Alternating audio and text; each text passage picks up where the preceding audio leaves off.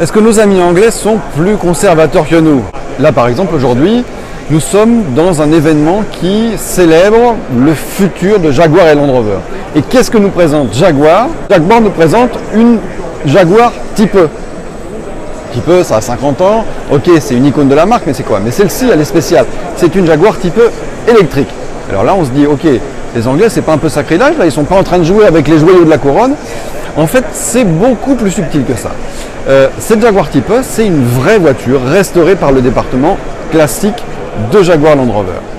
Qu'est-ce qu'ils lui ont fait? Ils lui ont retiré son moteur 6 cylindres XK double Brabham et à la place, on a mis le pack de batterie, donc sous le capot avant.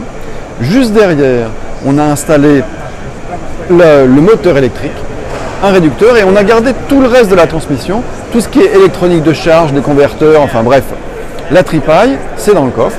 La chose amusante que nous a révélé l'ingénieur qui s'est occupé de ça, c'est que la voiture elle est même plus légère que la Type d'origine parce que le pack de batterie il pèse un peu moins lourd que le brave 6 cylindres XK.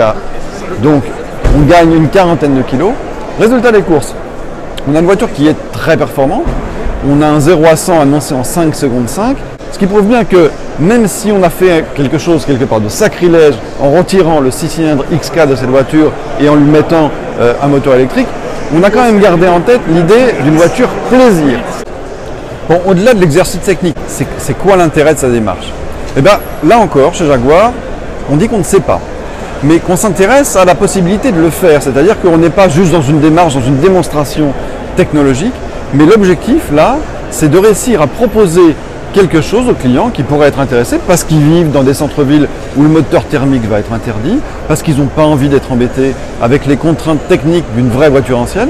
Donc Jaguar envisage de proposer ça à des collectionneurs, sachant, nous disent-ils, qu'en fait, dans la mesure où l'architecture des Jaguars, elle n'a pas tant changé que ça entre 1948 et le début des années 90, ils peuvent donc mettre en place un système batterie, transmission, gestion électronique qui va convenir à toutes ces autos-là. Et donc, depuis une XK120 jusqu'au dernier XJ12, si on veut, on va pouvoir électrifier ça.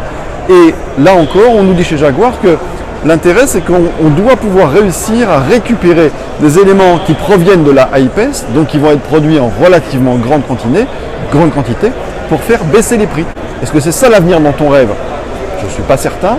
Mais si c'est la seule solution qui nous permet, dans 30 ans, dans 40 ans, de continuer à rouler avec une Jaguar Type E ou une Jaguar XK, je crois que ça vaut le coup tout de même qu'on s'y intéresse.